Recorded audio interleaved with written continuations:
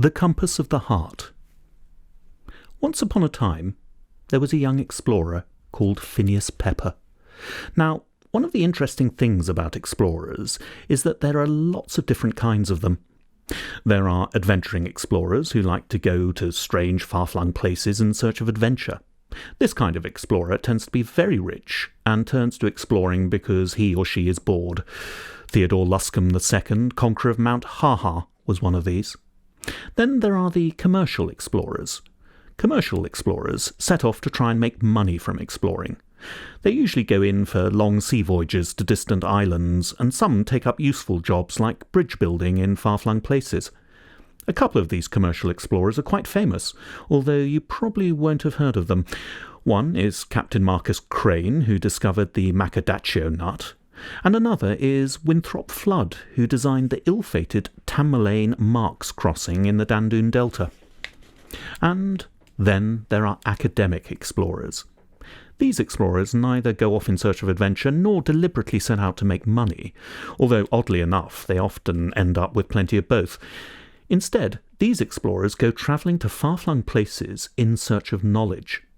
They love finding out about things, and when they return home, writing all about them in journals and papers and quarterly magazines.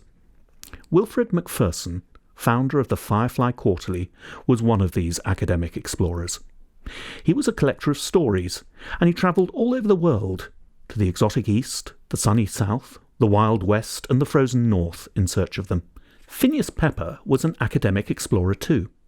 In fact, he started out as Wilfred Macpherson's assistant and worked at the Institute of Travellers' Tales that the story collector had set up in Firefly Square. It was there that he met and fell in love with Macpherson's beautiful daughter Phillida. They got married and would have lived happily ever after if it hadn't been for one thing. Phineas was a born explorer. That, after all, is why Phillida had fallen in love with him, because so was she. So when Wilfred Macpherson returned from his latest voyage and announced that he was getting too old for exploring and planned to retire and run the Firefly Quarterly with help from some friends, Phineas jumped at the chance to take over as chief academic explorer. He would travel to far-flung places. He would collect the stories from the people he met there and send them back to his father-in-law, who would publish them in his magazine. The first thing he did was to order the very latest snow chariot, the Mark II, from Crane & Sons, and set about making plans for a voyage to the frozen North. And his wife Phillida Pepper, who was not only a born explorer but also extremely headstrong, insisted on coming along too. There was just one problem. Phillida was going to have a baby. So Phineas postponed the voyage and took on an assistant of his own, a promising engineer called Edward Evesham. Edward had left Crane & Sons under a cloud, but he was a wonderful inventor and soon set about making all sorts of ingenious improvements to Phineas and Phillida's new snow chariot. He strengthened the bump-resistant skis, rebuilt the steam engine, but most ingeniously of all, Edward added a new invention that was all his own. He called it the Compass of the Heart. At Crane & Sons, Edward had worked on all sorts of inventions that you probably have never heard of. One of these inventions was an ingenious little flying box that he designed to send messages over long distances. Well, a lot of the inner workings of Edward's Compass of the Heart were improvements on those of the flying box, with some mechanical wizardry thrown in for good measure. The compass could guide you to the four corners of the world without you once having to look at a map or consult a chart. But more magical than that, it could also guide you back home again, the place which, as everyone knows, is where the heart is. It was Edward Evesham's greatest invention, and Phineas and Phillida Pepper were delighted with it. So delighted, in fact, that when Phillida had a baby boy, they asked Edward Evesham to be his wizard godfather. 6 months later, Phineas, Phillida, and the baby Hugo set off on a voyage, the destination needle of Compass of the Heart set on the frozen North. Their friends begged them not to go, but Phineas Pepper had simply patted the snow chariot and said, "With Edward's marvellous improvements, what can possibly go wrong?"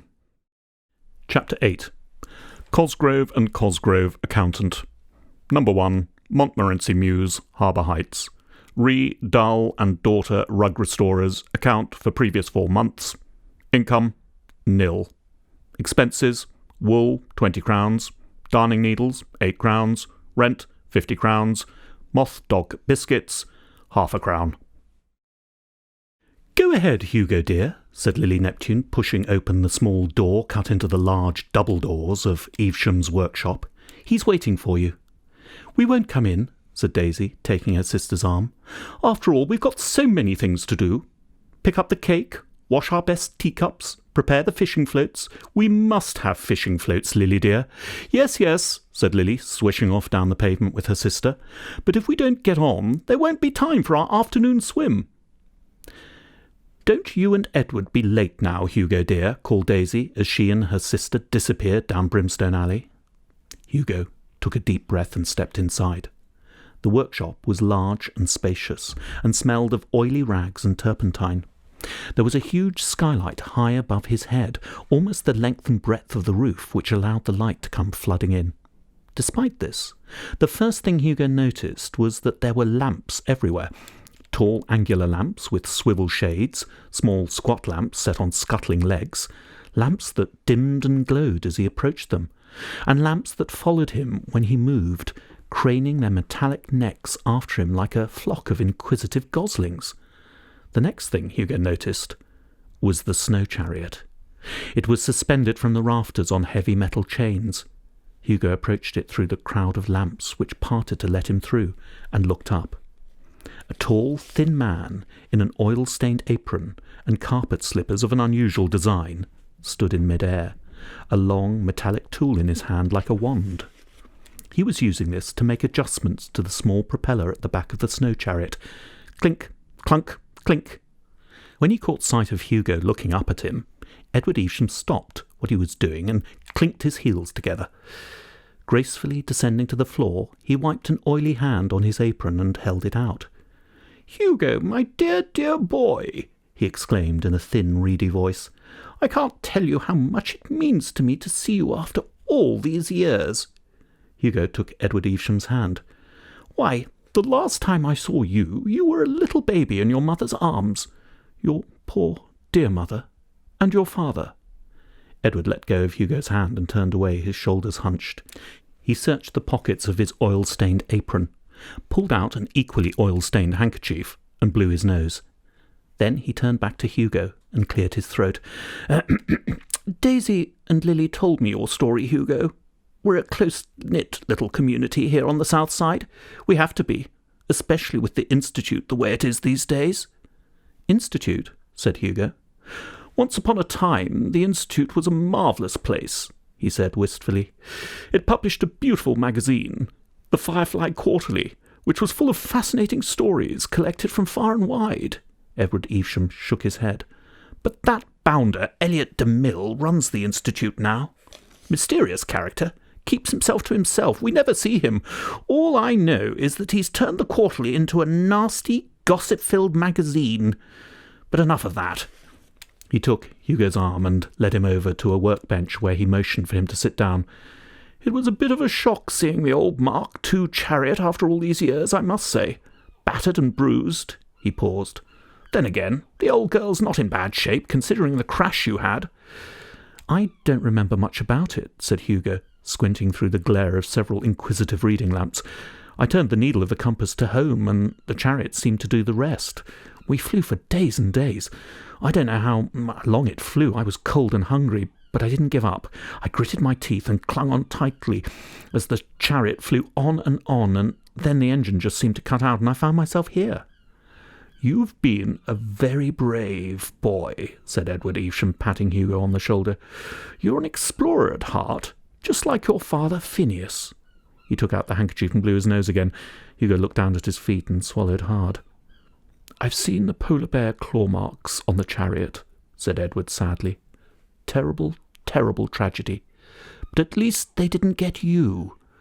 And of course you've come back to tell us your story. It was not knowing that was the truly terrible part." Hugo nodded. Edward sat down beside him. "If only your grandfather had known the whole story," he said thoughtfully.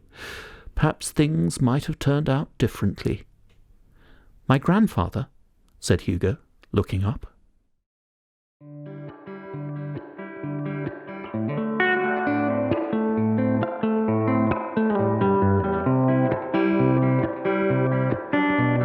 Shoulder bone shake hold and take hold. Somebody should take you home.